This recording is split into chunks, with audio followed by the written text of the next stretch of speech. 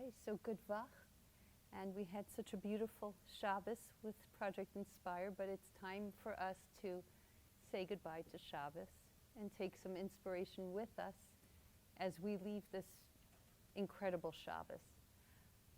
What I'd like us to do tonight is discuss what it means when we are here in this gullus, in this exile, and the world really is, as we say, on fire.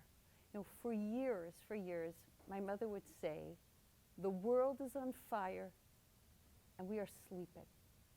Nobody really understood what that meant. If you look in the Megila, when Mordechai and Esther are going through all of their tsar, and Am Yisrael is going through all their tsar, way before Hamon comes to Achashverosh, and you know what he says? Yeshno, Am, Echad. There is a nation, and they are mefuzar, and they are spread, and they are scattered. Yeshno. Yeshno, from the language of yashan, to sleep. Do you know what the real problem is? Because the Megillah is written in code. Yeshno, we are sleeping.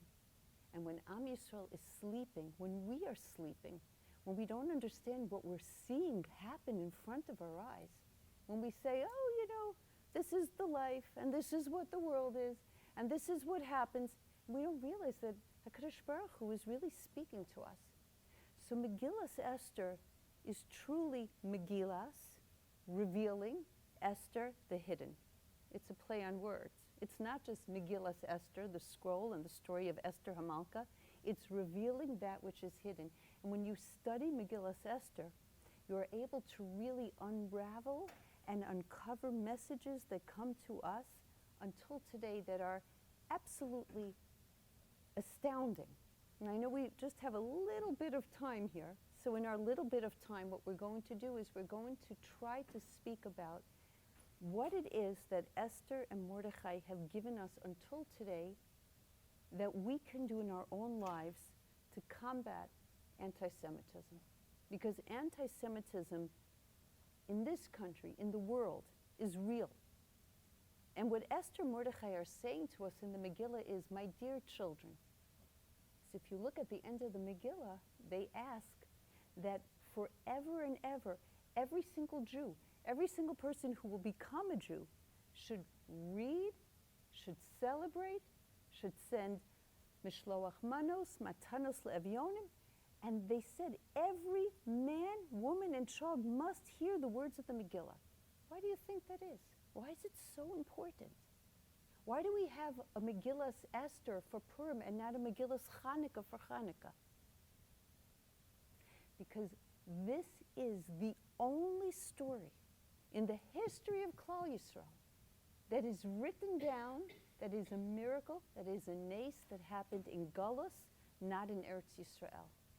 So what Esther and Mordechai are trying to tell us in 2022, and until the end of time is, my dear children, you think you're alone? You think you're going through this for the very first time? You think you're facing anti-Semitism that has never been in the world before? Look at our lives. Look what happened in our time. And there were those who were sleeping, and there were those who gave up, and there were those who were assimilating. There's only one answer, and we are going to give you the answer in the Megillah. So just a few weeks ago, when there was a terrorist attack in this country, and there was a man who walked into a synagogue, and he held hostages, and at the time the FBI said, this isn't anti-Semitism. What are we supposed to be thinking? Esther and Mordechai are telling us very clearly, don't think that you are going through this time alone. The great Rabbi Akiva was giving a shiur. He was giving a class. He looks around the room, and do you know what he sees? It's a speaker's nightmare. The people, the students, the Talmidim that he is speaking to, their eyes are closing, and they're starting to be drowsy and go to sleep. Now this is like the worst thing when you're a speaker, to look around the room and to see people sleeping. There's only, I would tell you, there's only one worse thing than that happened to me recently. I spoke in Palm Beach for a Shabbos. And it's Leil Shabbos. All of a sudden, I hear the most terrible snoring that you've ever heard in your life. And I'm trying to speak. Okay, it's one thing if you see somebody's eyes closed, so you look away. But snoring, and it's just getting louder and louder. I've never heard snoring like this in my life.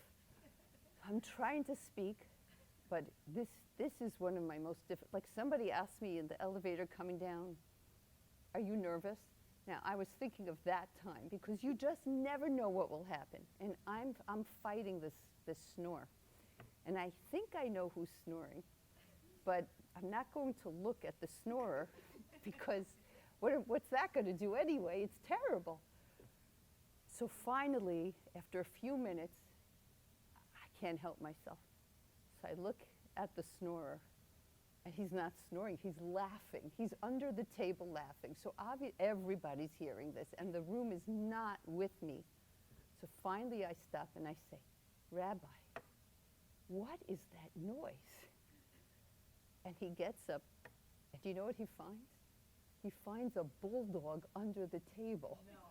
Somebody brought a dog to the shiur, and they didn't want to keep the dog out, so they hid the dog under the table, and bulldogs have the worst, I didn't know, breathing problems. Did you know that?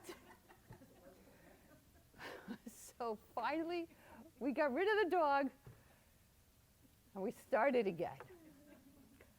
So Rabbi Akiva's looking around the room. He didn't have a dog, but he did have talmidim. He did have students who were closing their eyes and drowsy. So what did Rabbi Akiva do to wake up his talmidim? He said, "Talmidim, my students, Esther Hamalka, Queen Esther, ruled over 127 provinces because she was the daughter of Sari Imenu, of Mother Sarah, who lived for 127 years." And that would wake them up. Why would that wake them up? You know what Rabbi Akiva was saying? Rabbi Akiva was saying that everything that you do in life has an impact, even if you don't know right now that the shiur that you are listening to, the tehillim that you say, the mitzvah that you do, you don't know what zechus, what merit you are creating right now, not just for yourself, for your children, for your children's children, for generations to come, for Am Yisrael, for Klal Yisrael, for Eretz Yisrael. Nobody knows the impact of what it is that we do. And never minimize any act of chesed, of kindness, of davening, of tefillah, of tzedakah, of charity, because every single tefillah counts, every prayer counts. And even if you don't feel that you're answered, that tefillah, that prayer has an address, and you've done something. Everyone has an account in Shemayim, in the heavens above. Every single time that you do something good, every single time that I do something good, we are making a deposit in the account. And even if I don't see the impact right now, the impact will be there. Have no doubt.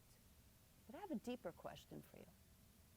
How could you be sleeping when Rabbi Akiva is speaking? I mean, could you imagine if on this Shabbos they would say, "Ladies and gentlemen, surprise guest speaker. We have brought in from Eretz Yisrael the great sage Rabbi Akiva, who has moved mountains with his words." You're going to tell me that you're sleeping while Rabbi Akiva is speaking? Is that even possible? Your eyes are closing with Rabbi Akiva? What's the lesson here? And the lesson is that at that time, Rabbi Akiva was working with his talmidim and teaching and living in the time of the Romans, in the time of the Churban. When we hear that the talmidim, that the students' eyes were closing, they weren't closing because they were tired. They didn't need a nap. Their eyes were closing from hopelessness. When you feel darkness, when you feel struggle, when you feel as if Hashem, I don't know what to do. I just don't know what to do. I'm depleted, HaKadosh Baruch Hu. I just don't know what to say anymore. I don't have koach. That's what it means that his Talmidim's eyes were just closing. And what Rabbi Akiva was trying to say to them is, hold on. Because just as Sari Menu held on, and because she held on, she had a great-great-great-great-great-granddaughter whose life was changed and impacted because of her. And there was no end to Am Yisrael, even though Sari Menu thought, will I ever have a child? Will I ever have continuity? What will be with me?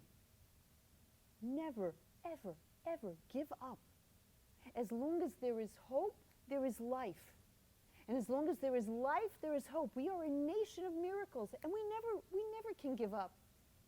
That same week that attack happened in Texas, there was a front page article in the New York Times, and it was a story about a villa in Berlin.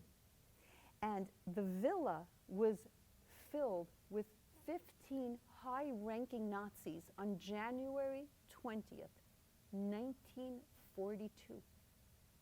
They got together. Adolf Eichmann was there. He was the secretary. Do you know what his position was? He was the minister of eviction of the Jews.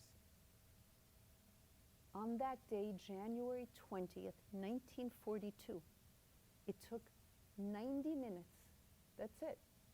90 minutes to plan the final solution. And for that, the Holocaust came. 90 minutes. I read that article. I saw what was happening in the world. I see what's happening in the world. And I said to myself, wow. January 20th, 1942. 90 minutes to destroy, lahashmid, laharog, laabed, es kol ha-Yehudim. To kill, to destroy, to demolish every single Jew. January 20th, some decades later, a little girl was born. She was born upon the ashes of the Holocaust. She never got to hear her bubby singing her a lullaby. She never got to be on her Zaydi's shoulders. She never got to feel their hug, and she never got to feel their kiss. But she's here, because that little girl is me. And if you would ask on that day in 1942, who is going to live and who's going to die?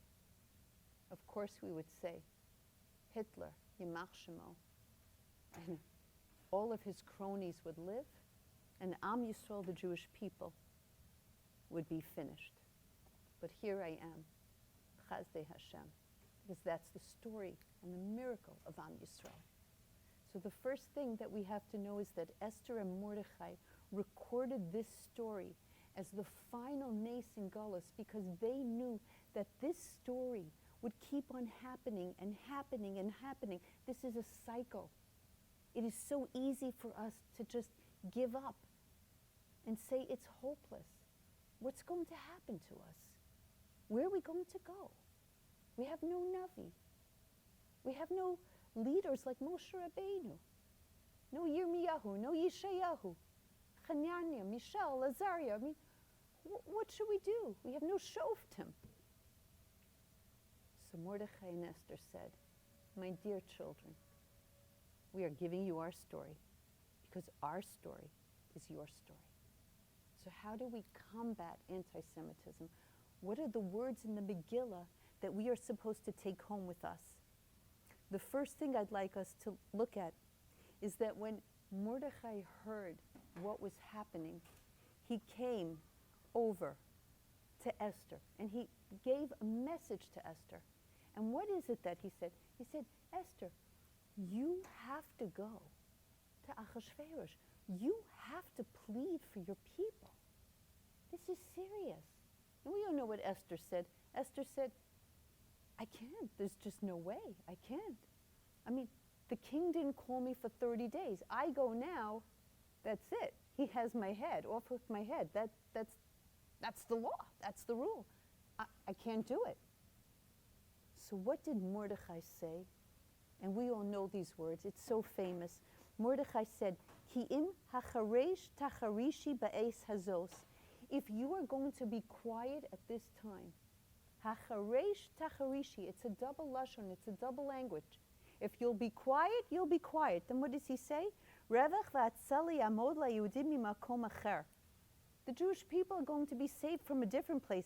Va'at ubeisavich tovedu. But you and the house of your father are going to be lost. Umi yodei im la'es kazos higata lamalchus. And who knows if maybe for this you came to Malchus. Why did Mordechai say, if you are lost, you're lost? Why this double lashon? Im hacharesh tacharishi means if you are going to be quiet in olam hazeh here, if you're going to be quiet in this world when your people need you, then one day you're going to be standing in the next world and again you're going to have to be quiet and silent. You know why? Because you did nothing. You said nothing. You felt nothing. Worse than ignorance is indifference. That's the biggest machla, the biggest sickness for Am Yisrael is indifference. I don't care. You can always teach somebody. You can always study. You can always take a course. You can always study with somebody. But if you don't feel, if you're indifferent, how do you make somebody care? How do you make somebody feel? So what Mordechai is saying is, if you are going to keep silent in this world, don't think that the moment will pass and you will have peace. When you see injustice, when you see something wrong, when you see that the world is on fire, when you see that Am Yisrael is in trouble, you have to do something. Isn't what that Shabbos is all about here? Isn't that what we heard the entire Shabbos? How one person can walk over to another person and say, come to my house for a Shabbos, come study with me. You can change the world. I can't just be happy with myself. And you know, in the last months of my mother's life, she had an interview.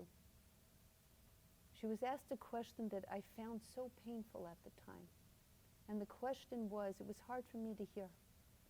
Rebbitzin, if you could choose, what words would you like written on your tombstone?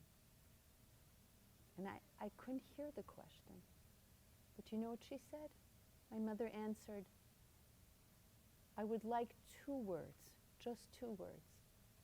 I cared. That's it. I cared. And that's a question for every single one of us to ask. Do I care enough for Am Yisrael? Even to give a tear, to cry. You hear so many tragedies in Eretz Yisrael, all over the world, here. Do we care enough to just stop what we're doing and feel? Im hacharesh tacharishi. So we have to feel in this world so that after 120, when we come to the next world, we can say, Hashem, I cared. I cared. So that's number 1. Number 2, every generation has its Hamon. There's no such thing as one Hamon. Why does it say that we have to wipe out Amalek all the time until the end of time? Hamon comes from Amalek. What is Hamon, if you think about it? Do you know what Hamon is? Hamon, what's the gematria of Hamon? Does anybody know? We need a gematria person here. Hamon is 95. And the gematria, give me the gematria of Suffolk. Has to be more. I was always told You can cut this out of Torah anytime. 240. I was always told Hamon was 240. But you're saying it's not. What's Amalek? Give me Amalek. We have a gematria person here. Could that be 240? That's 240. Amalek? Can anyone figure out Amalek? Ah, yay. Okay. Amalek is 240. Now you could get back in. Okay. Amalek is gematria 240, and Hamon is gematria 240. I'm sorry, suffix is gematria 240. Why is that?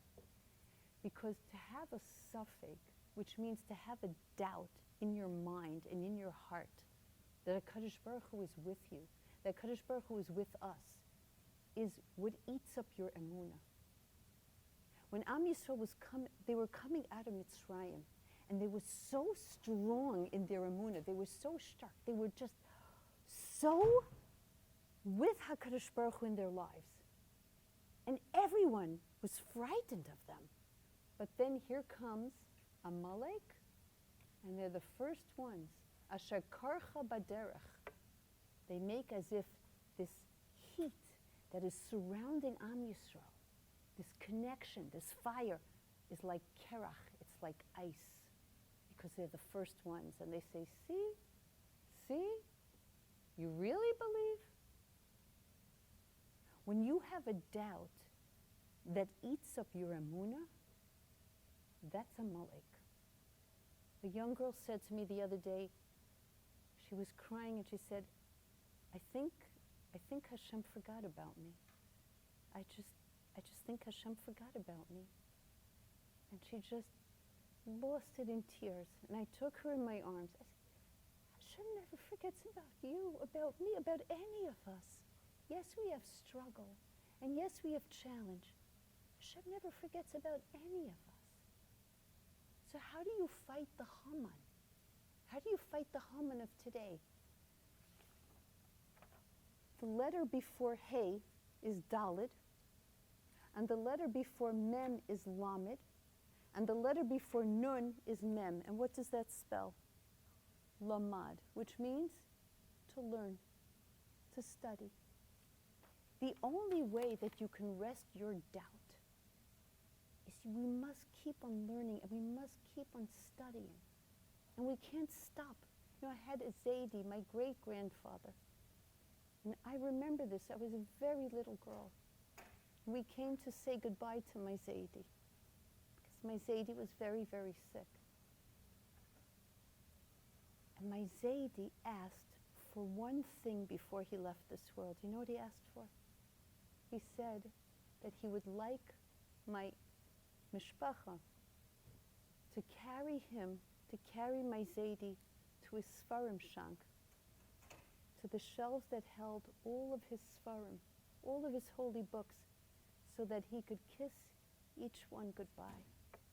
Because he said my Sfarim were my best friends in my life. What does that mean? It means that my Torah is my oxygen. There's nothing, there's no challenge, there's no situation, there's nothing that you go through that the solution is not inside of the Torah HaKadosha. We just have to know how to find it. It's not a subject. You never graduate. It's not like you take math and you're done. Torah's forever. It's Mayim Chayim. I was speaking in another country, and the headmaster of a day school said to me, you have 15 minutes to inspire these kids. It's like, well, 15 minutes. Okay, what do you do in 15 minutes? And so I came in, and it was a room packed with teenagers, girls and boys, a very modern day school. When I finished my 15 minutes, one young man raised his hand, and I said, yes. And he said, I have a question. I said, yes. And he said, I love how you described, being a Jew and Shabbos. No one in my community really knows about Shabbos. Like, what am I supposed to do? I said, I love that question. I love that question. Start inviting people that you know are Jewish in your neighborhood and tell them to come for Shabbos. And then another young man in the back, he raises his hand and I'm so excited. And I say yes. And he gets up and he says, "That's racist." I said, "Excuse me?" And he says to me, "That's racist. You're a racist. You're all a racist." I said, "Why do you say that? You think that because you celebrate Shabbos, you're better than the rest of the world? You think that you have what to teach other people? That you're better? That's racist." And I looked at him and I said, "I am so sorry for you. I am so sorry for you. Because that's not Torah. That's not my Torah. And it's not the Torah of my children. Torah is my oxygen. And if you study, if you really study, you're going to discover the beauty of Torah, the wisdom of Torah, the respect that Torah has for every single person, the mission and the role of every man and every woman and every child." And then I said to the headmaster, "I need more than 15 minutes here." Lamad, to keep on studying, to keep on nourishing our neshamas, our souls, because our neshamas are alive. And we can't stop, because that's what gives us chiyas, that's what gives us life. So we connect through learning. And that's message number 2 that Mordechai and Esther have given us. Fight the Hamon. Fight the Suffolk. Fight the Amalek. Don't stop learning and don't stop studying and don't stop nourishing your neshama. Because just as a muscle atrophies when you stop using it, so too does the soul. And so too does the mind. We have spiritual muscles and we have to use them. We have to strengthen them. And then we come to number 3. Mordechai speaks to Esther, and Esther finally says, "Okay, I will go to Achashverosh, but you have to do yours. Lech kinos es kol haYehudim." You go and you gather all the Jews. Gather them. And I will join you, because for 3 days we're going to fast. Why does Esther say for 3 days? Because there's a tefillah, there's a prayer that we say, Kadosh, Kadosh, Kadosh.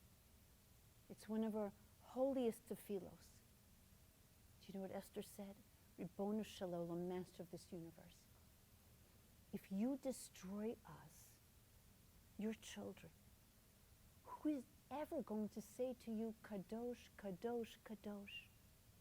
Our voices in this world is going to be stilled and silenced.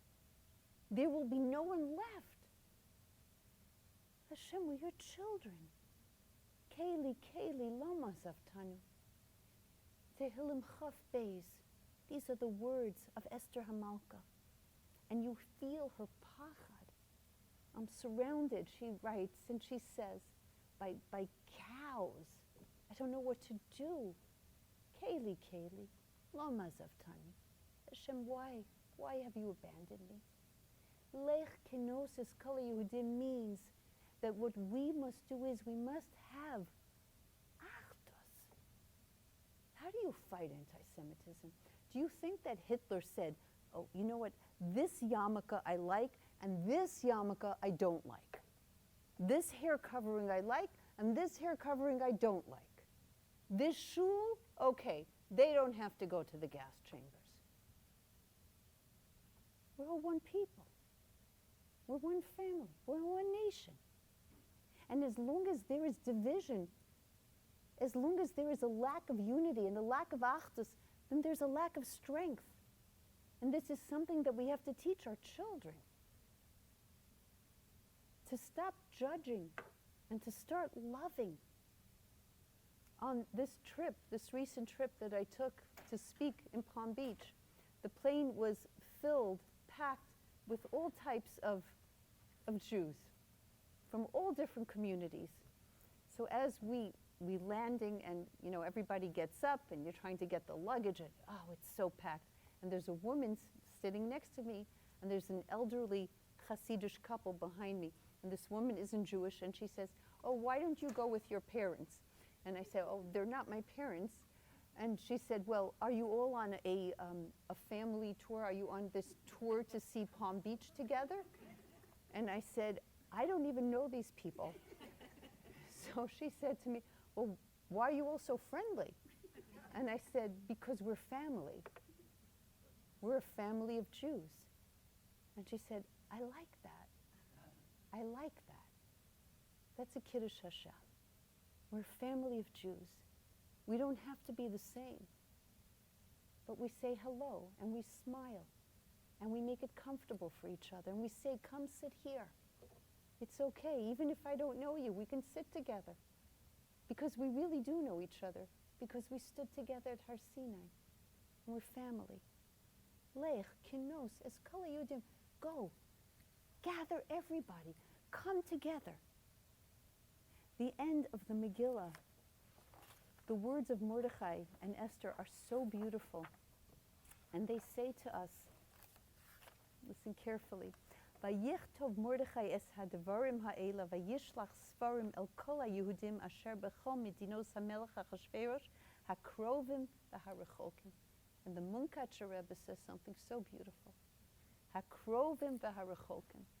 Those who are krovim, those who are close to Hashem, v'harechokim, and those who are distanced from Hashem. These words are for every single Jew, for every type of Jew. And I'd like to add to that my own thought, if I may, hakrovim v'harechokim in years. Those that lived close to the time of Esther and Mordechai, and us, the rechokim, that we live far from the time of Esther and Mordechai, where it's so easy to just get lost. What's going to happen to us, Hashem? Where are we going? What about all the sinas china? All the hatred? What about all the tragedies? What about all the girls who can't get into school? What about all the shidduchim? What about all the couples waiting for babies? For shalom bayis? What about all the people who need refuahs and yeshuos? There's so much on our hearts. This has been such a long and painful and difficult galus. How do we get through it? How do we get through it? So Mordechai and Esther saying, hakrovim v'harechokim, even if you're far from us, you're really near to us. And you must believe that. And you must know that. We are with you. So this is what I want you to do. I want you to every single year, kayamim asher yichu behem haYehudim me'aveim v'achodesh asher ne'apach lehem miyagon l'simcha me'eva l'yom tov la'sosu sam yemei mishte v'simcha u'mishloach manos ish l'reyehu u'mantanos l'evyonim. On this exact day, I want you to make a celebration, to celebrate joy, to celebrate nisim. And how? Mishloach manos ish l'reyehu. I want you to send food one to another. What does that even mean? You need my food. You need my grape juice and my apple with the box of raisins over there. And then everyone's repackaging. Do you really need that? Do you know what we each need? There's one time where Hashem said something isn't good in the Torah. It's not good. Lo tov heyos ha'adam levado. Loneliness is toxic. It's not good to feel alone. It eats up the neshama, it eats up the soul. And you could be in a room filled with 1,000 people and you could feel alone. You could be at a family gathering and everybody's talking and chirping and there's noise, but somehow you feel alone. Lo tov, it's not good. What Mordechai and Esther want us to know is that Purim is a time of tremendous holiness. It's a time of tremendous connection. There's one yontiv in the entire Torah that's connected to Purim. And do you know what that is? Yom HaKippurim. Yom HaKippurim, which is the holiest day of the year, Yom Kippurim is just like Purim. Do you know that the koach of tefillah on Yom Kippur and the koach of tefillah on Purim are equal? If you sit down with your tehillim, if you sit down with your tears, if you sit down, think of this moment when Purim comes and take it with you. The koach that we have on Purim is incredible because it is a day where there is energy of connection. Am Yisrael came back to Hashem as one. When Mordechai left Esther, do you know what he did? He put on sackcloths, he put ashes on his head, and he went through the streets crying. And you know what he said? He said, I want everybody coming together. And they said, what's happening? Why are you crying? Why are you so upset? We are like a ship without a captain. We are like sheep without a shepherd. Mordechai said, we have no king, we have no prophet, we have no navi, we have no land, we have nothing, we have nothing. The only thing we have are our voices, our kol. Use your voices. And then he said, I want every single child. And that's why I'm happy you're here.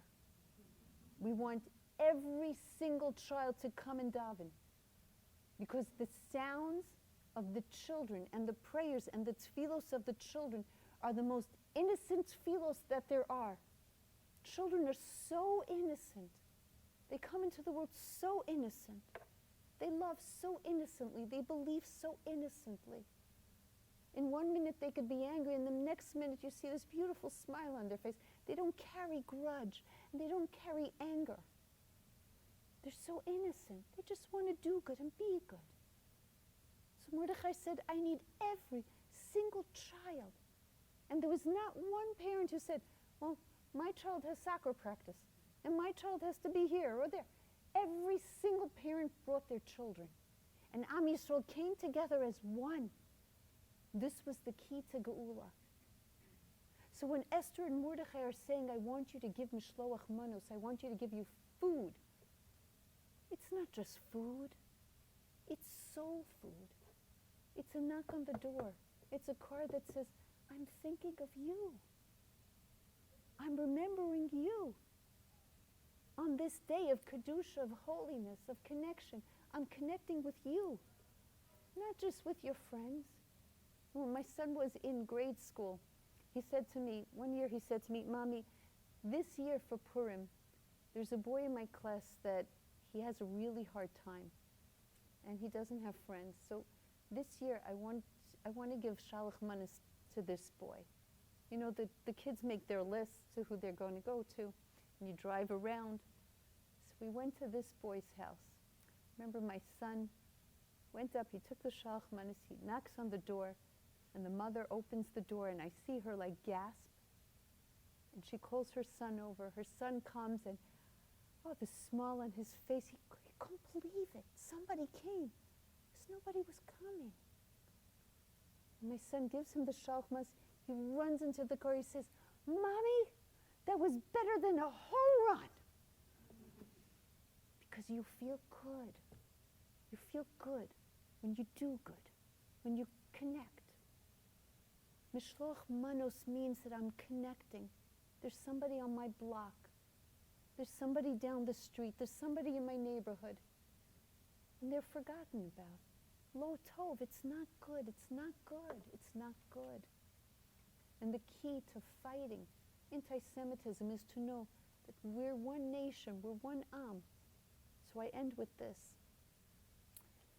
At a talk that I gave, I was asked, it was an out-of-town community, and I was asked by the Rav if when I finished speaking, I could meet with a small group of women who really sacrificed to be out of town in this community.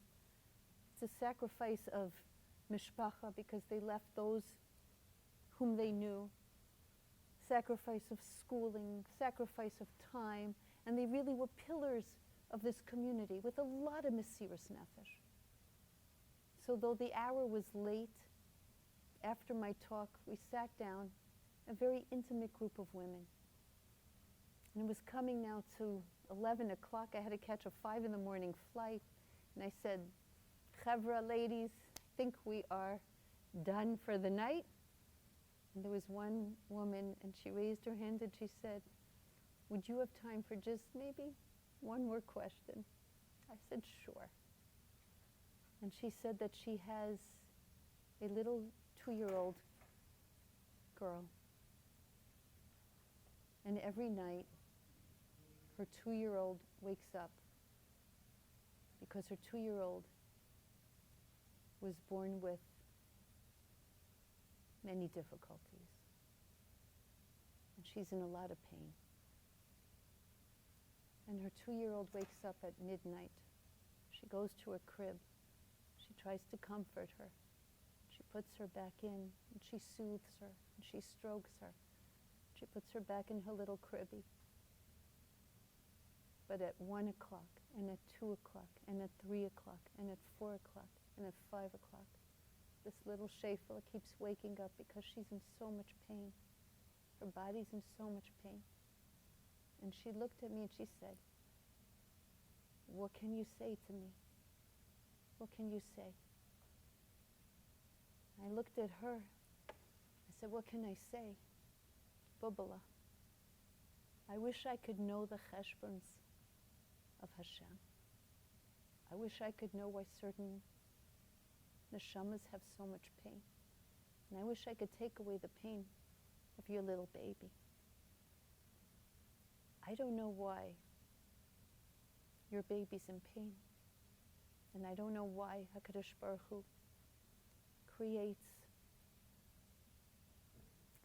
a neshama to come into the world to feel that pain.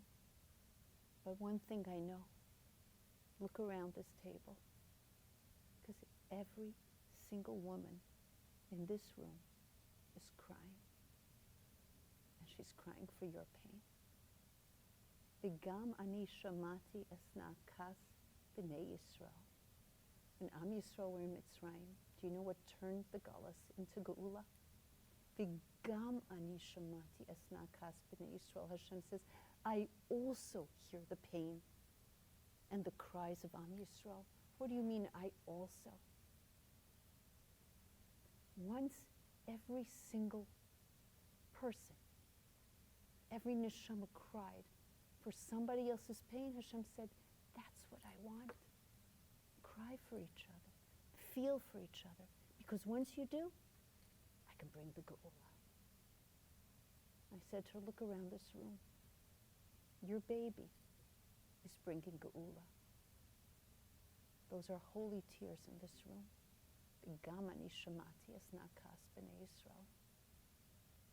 So as we approach Purim, let us take the messages that Mordechai and Esther gave us to be strong,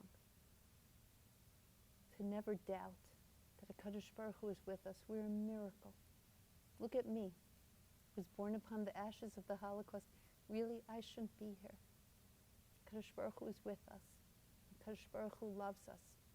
And we have to know that adeyad, it's not the first time that Am Yisrael is going through tsar. We just have to study and dig deep and know without a doubt, La Yehudim Haisa, Or V'Simcha, Kein Tiyeh Lanu. Thank you so much.